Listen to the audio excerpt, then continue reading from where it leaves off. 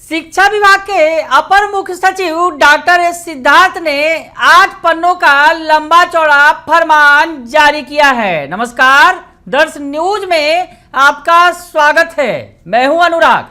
के पाठक के फरमान आते थे, रोज वीडियो कॉन्फ्रेंसिंग होती थी और रात में फरमान जारी हो जाते थे।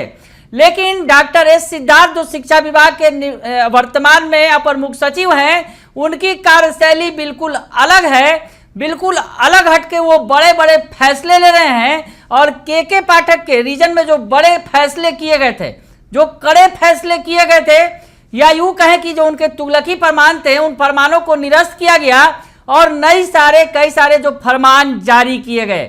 तो उस वक्त तो एक पेज का ही फरमान जारी होता था, लेकिन अब डॉक्टर एस सिद्धार्थ ने 8 पेज का फरमान जारी कर दिया है और सभी डीओ को सख्त निर्देश दे दिया है और इसके लिए डेडलाइन भी तय कर दी गई है। अब क्या क्या करना है एसीएस के जो फरमान है वो किस तरह से हैं, और ये भी आपको बताएं कि जो नए एसीएस हैं डॉक्टर एस सिद्धार्थ, उनके निशाने पर सीधे सीधे शिक्षा विभाग के अधिकारी हैं। आपको बताएं जब के पाठक थे तो उनके निशाने पर सीधे सीधे शिक्षक होते थे, लेकिन अब जो नए एसीएस साहब हैं वो अधिकारियों को निशाने पर ले रहे हैं। जिस तरह से पिछले दिनों बड़ी कार्रवाई की गई, किशनगंज में 4 अधिकारियों को नाप दिया गया, 2 डीओ साहब चले गए और 2 डीपीओ साहब की भी छुट्टी हो गई, निलंबित कर दिया गया, और उसके अलावा कई कर्मचारियों को भी निलंबित और बर्खास्त किया गया।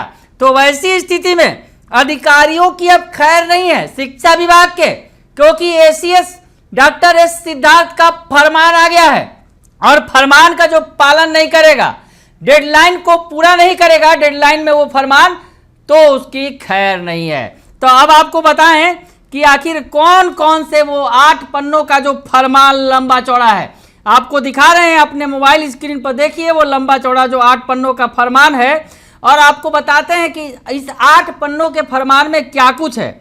तो शिक्षा विभाग के प्रमुख सचिव डॉक्टर एस सिद्धार्थ ने 8 पन्नों का नया दिशा निर्देश जारी किया है और इसके साथ उन्होंने डेडलाइन भी फिक्स कर दी है। बिहार के सभी जिला शिक्षा पदाधिकारी यानी डीओ साहब लोगों को लिखा है कि राज्य के विद्यालयों में आधारभूत संरचनाओं पर विशेष रूप से ध्यान दिए जाने की आवश्यकता है।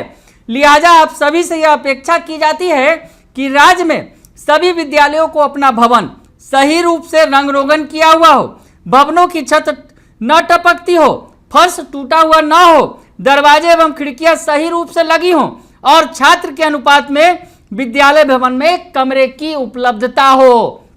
तो डॉक्टर एस सिद्धार्थ ने स्कूलों के स्वरूप को सुधारने के लिए यह बड़ा कदम उठाया है और राज्य के जो सभी तमाम जिलों के जिला शिक्षा पदाधिकारी हैं, उन्हें यह निर्देश दिया है कि स्कूलों के रंग रूप में सुधार होना चाहिए।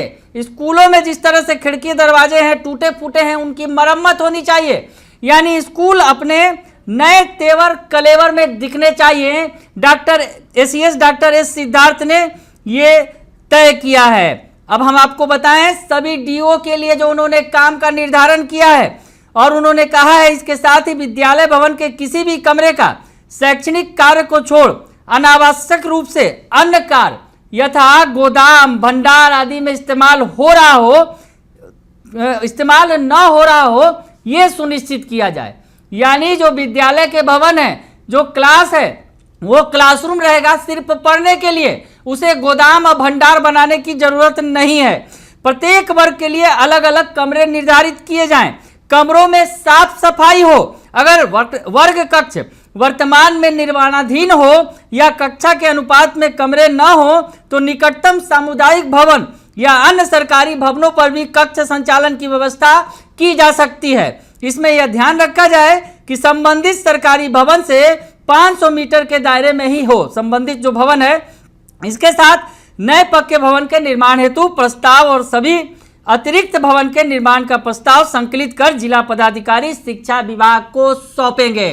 तो बहुत सारे टास्क दिए हैं एसीएस डॉक्टर एस सिद्धार्थ ने, शिक्षा विभाग के प्रमुख सचिव ने तमाम जिला शिक्षा पदाधिकारियों को कई सारे टास्क दिए हैं और उन टास्क को पूरा करने के लिए समय का भी निर्धारण कर दिया है। हम आपको आगे बताएंगे, लेकिन अभी आपको बताएं कि सभी स्कूलों में बेंच डेस्क की व्यवस्था करानी है। यह भी सुनिश्चित करना होगा अधिकारियों को।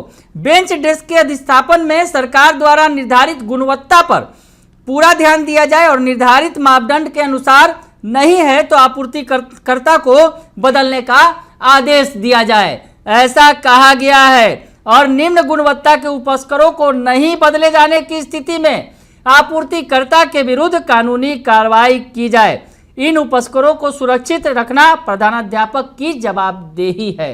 यानी एसीएस ने कड़े कड़े शब्दों में और सीधे सीधी बात करते हुए कह दी है कि ये तमाम जवाबदेहियां आपकी हैं, इसे आपको लेना ही होगा और इसे पूरा करना ही होगा। ये तमाम जो चीज़ें हैं, जिस तरह से बेंच डेस्क में घोटाले की खबर निकल कर आई, उसके अलावा बोरिंग में भी जो है घोटाले की अनियमितता की खबरें आई, तमाम चीज़ों को अब दुरुस्त करने में डॉक्टर एस सिद्धार्थ जो शिक्षा विभाग के नए अपर मुख्य सचिव हैं, वो पूरी तरह जुट गए हैं। आदेश 8 पन्ने का जारी किया गया है। हम आपको बताएं कि उन्होंने कहा है कि स्कूलों में पीने की पानी की व्यवस्था प्रत्येक स्कूलों में सुनिश्चित की जाए। ध्यान रखा जाए कि चापाकल या समरसेबल पंप जिसके माध्यम से पीने के पानी की व्यवस्था की गई है वो सुचारू रूप से संचालित हो, इसकी भी जांच होनी चाहिए। पंप निर्धारित मानदंड के अनुसार है कि नहीं, ये जांच कर लिया जाए। विभाग द्वारा समरसेबल की गहराई भी निर्धारित गहराई में हो, इसकी भी जांच होनी चाहिए। अगर चापाकल की मरम्मती की आवश्यकता हो तो अविलंब उसकी मरम्मती कराई जाए। तो पानी की भी कोई किल्लत नहीं होनी चाहिए। डॉक्टर एस सिद्धार्थ जो शिक्षा विभाग के अपर मुख्य सचिव हैं, उन्होंने ये आदेश जारी किया है। और अलग अलग शौचालयों की व्यवस्था की भी बात उन्होंने कही है कि लड़के और लड़कियों के लिए स्कूलों में अलग अलग शौचालय की व्यवस्था कराई जाए और नियमित रूप से साफ सफाई हो और इसमें पानी की व्यवस्था की जाए। शौचालय में ओवरहेड टैंक एवं पाइप्ड वाटर सप्लाई होना चाहिए, इसकी भी व्यवस्था की जाए। सफाई के लिए आउटसोर्सिंग से प्रारंभिक विद्यालय में 58,505, उच्च माध्यमिक में 8,515 कार्य के लिए एजेंसी नियुक्त है। यह सुनिश्चित किया जाए कि वह दिन में बार बार शौचालय को साफ रखे। सफाई के लिए फिनाइल इत्यादि उन्हें उपलब्ध हो। शौचालय में साबुन भी उपलब्ध होना अनिवार्य है। आउटसोर्सिंग में भी घोटाले की बात उठी थी के पाठक के वक्त में, तो उन तमाम व्यवस्थाओं को अब दुरुस्त करने में जुटे हुए हैं एसीएस डॉक्टर एस सिद्धार्थ। पंखे और लाइट की व्यवस्था को भी दुरुस्त करने का उन्होंने निर्देश दिया है और कहा है कि जो प्रत्येक स्कूलों में बिजली मीटर और वायरिंग की व्यवस्था सही होनी चाहिए। बल्ब और पंखे आदि की व्यवस्था पूरी तरह से होनी चाहिए और हर महीने जो बिजली का बिल आएगा उसका भुगतान किया जाना चाहिए, इसकी भी समीक्षा की जाएगी। उन्होंने लिखा है जिला शिक्षा पदाधिकारी अपने अधीनस्थ पदाधिकारियों के माध्यम से नियमित रूप से सभी विद्यालयों का 100% निरीक्षण कर 1 सप्ताह में कराते हुए उपयुक्त व्यवस्था अगले 1 माह के अंदर दुरुस्त करना सुनिश्चित करें। यानी एसीएस डॉक्टर एस सिद्धार्थ ने सभी डीओ को यानी सभी जिला शिक्षा पदाधिकारियों को टास्क दिया है कि ये जो स्कूल की व्यवस्थाएं हैं वो सुधर जानी चाहिए और इसके लिए उन्हें 1 महीने का वक्त दिया जाता है। यानी 1 महीने के वक्त में जो तमाम व्यवस्थाएं हैं जो गड़बड़ हैं स्कूलों में उन्हें दुरुस्त कर लिया जाए। एसीएस ने साफ साफ शब्दों में कह दी है, ये बात कह दी है। और उसके अलावा शिक्षकों की उपस्थिति पर भी उन्होंने बड़ी बात कही है जो सबसे महत्वपूर्ण है इन स्कूलों की व्यवस्था के अलावा। और इसके साथ ही जो शिक्षकों की उपस्थिति पर 0 टॉलरेंस की नीति अपनाई जाएगी। एसीएस डॉक्टर एस सिद्धार्थ ने यह साफ कर दिया है तमाम जिला शिक्षा पदाधिकारियों को और कहा है कि सभी शिक्षक अपने डिजिटल लैब मोबाइल के माध्यम से अपनी उपस्थिति बनाएंगे। इस संबंध में अलग से दिशा निर्देश निर्गत किया जा चुका है। अगर विशेष परिस्थिति में किसी शिक्षक को छुट्टी की आवश्यकता होगी तो उस संबंध में वो औपचारिक रूप से अनुमति प्राप्त करने के उपरांत ही अवकाश पर जाएंगे।